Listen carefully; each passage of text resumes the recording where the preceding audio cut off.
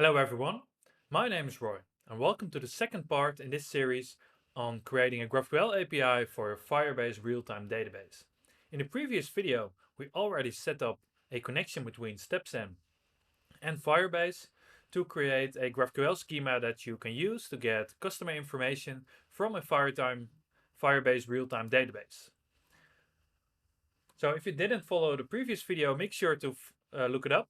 The link to it will be in the description of this video. And there you can also see that we already set up a real-time database in Firebase. We've imported data to it about customers and orders. And then we've created a GraphQL schema with StepZen that has all the information about this customer. So you can see customers. There are two queries: to get a customer by its ID and also a query to get a list of customers. In today's video, we'll be also getting information about the orders and then linking orders and customers together, meaning you can also get the orders for a customer. So instead of just getting customer information, we'll be linking the two tables that we have, or actually the two JSON blobs that we have in our NoSQL database, and combining them together in one GraphQL schema. So we're going to be reusing the StepZen import curl command that we ran last time. And this time we'll be running it to get a order by its ID. So let's try it again. So we're running, first let's do the curl. So get a curl. You need to copy your Firebase endpoint, which you can do using this button. And then we should get one of the IDs. So we can take this ID, an example, just copy it, go back to our VS Code editor and append it to the URL. Do JSON at the end, and close it. So you can see this will get the data for us. We can see we have carrier, created at, customer ID, and all these other fields. So with StepZen, we can just use the same command. Do StepZen import curl. And then we're going to append some flags here. So we want to have a new folder called orders. We want to name the query get order by ID. And the query name, of course. So make sure to use the correct names. And then we can set the query type to be order. If I run this, StepZen will go to the REST API endpoint of Firebase, take the response, generate a GraphQL schema for it, and then append it to our project. So you can see here we have a type called order, which is all the fields that our REST API has, which are the same fields our database has, of course. And then you can see we can get order by ID. Same as in the previous video, we need to append the ID here. So we can say ID is of type ID.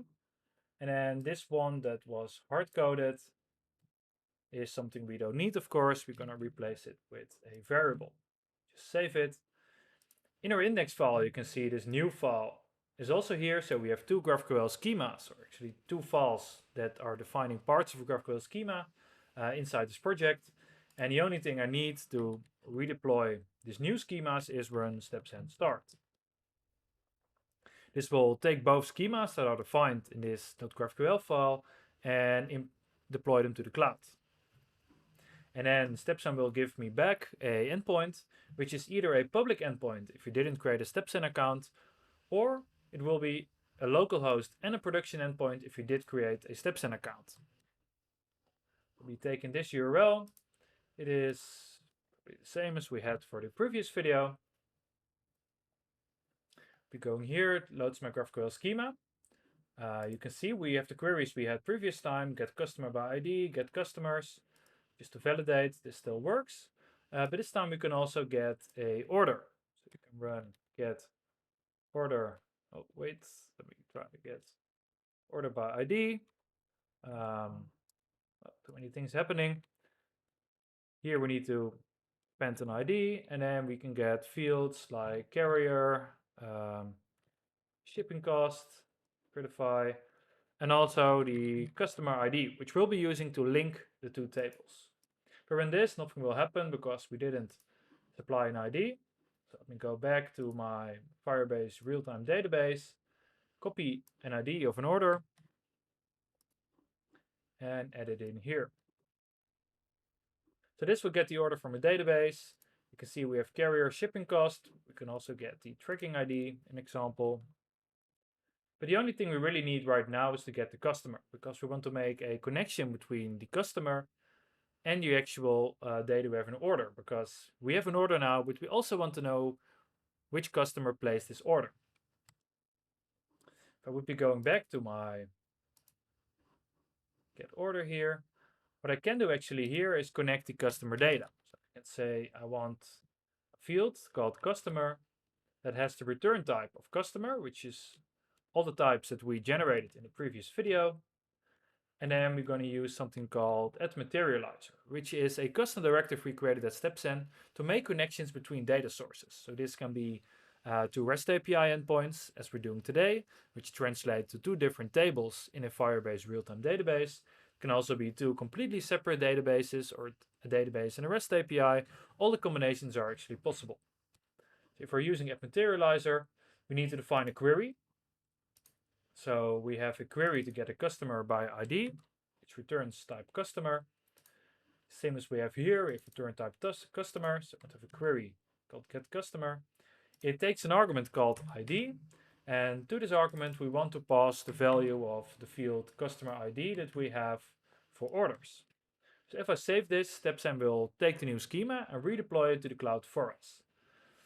So as you can see, it's done in a couple of seconds. And if I would be going back to my graphical IDE, I can actually refresh this page. And then I should be able to also get the customer information next to the information about the order. I would be doing customer here. You can see I can actually get the name, and email of the customer that placed this order. So what does StepZen do actually for us? It will take the query to get the order. So it will call the REST API endpoint from Firebase. And then as soon as we request these fields, it will also call the other query to get a customer by its ID. So it will take this query with this value.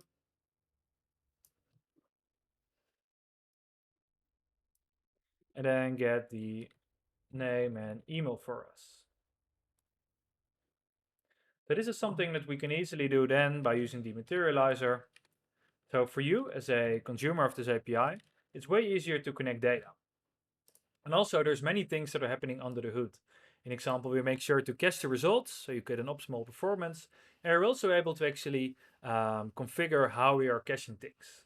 But for this, as I said before, please subscribe to our channel and you can find all these videos explaining how to do more customizations any way you like.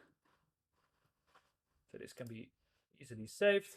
And now we have a direct correlation between a customer and also their orders. But as I said before, there are more things we can do. So besides loading all the customers that we already have in the database, we can also add new customers to the database. So we can, an example, do a mutation, which is a way to add data in GraphQL to maybe insert the customer. So this is something we could do, insert a customer. So for a customer, we would need to have a name, which is a string, because we want to be able to insert all the fields that a customer has. And then also email, which is also a string. It has return type customer. And then we should do a post request instead of the get request that we're doing here. And then post needs to be typed like this.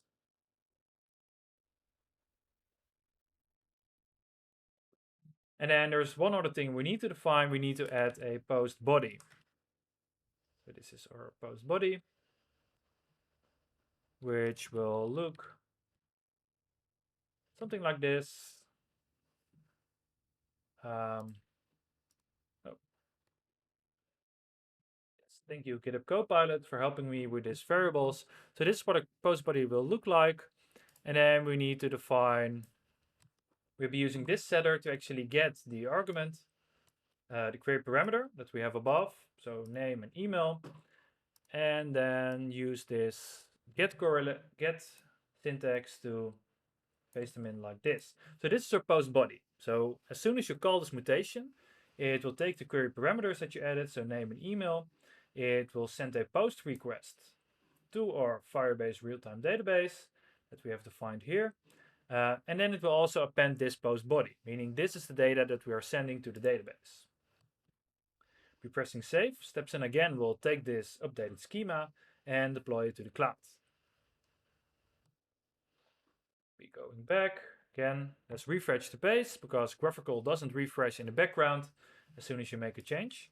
What we can do here is we can do a mutation. Say we want to insert customer. We give a name. Let's say it's Harry Potter. And then also give an email. So who knows, maybe it is harry.potter@hogwarts.co.uk, probably in England. And then what it returns us is the name. So we can do this. This will insert a customer. It will give us back the key, meaning using this key, we can actually get the customer information. Get this out of here. Do another query to get customer by ID. Provide the ID, of course. And then see if we can get the name and email for this user we just inserted. As you can see, we're going to get this new user that we just created, which is Harry Potter. And then if we would go to our real-time database, just go to the top level, we can actually see in customers, there is a new user inserted, which is the same one we just created using our GraphQL schema. And in the same manner, we can also update the user. So instead of inserting customers, we can also update the customer. So let's maybe make something to update customer name. We can do it one by one. So we can say we need an ID, of course, and a name. We need to do a batch request, because there are different ways to do a request for updating. You can either do a put request, which will replace all the data that we have, or we can do a batch request, meaning if we send this request to Firebase, it will only update the name if we provide a name. But if we use a put request as a HTTP request method, it will actually replace all the data it has about this user or this customer in this scenario. So we'll be doing update customer. We need to provide an ID, we need to provide a name, and then we can update the name. I will be saving this. Again, StepZen will deploy this to the cloud, and I should be able to update a customer instead of inserting it. So we have our customer here. Again, let's maybe refresh it to be sure.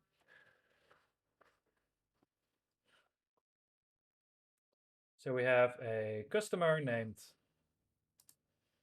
Harry Potter, which is defined by this ID. So what we now want to do is create a mutation to update the customer. So this will be update customer.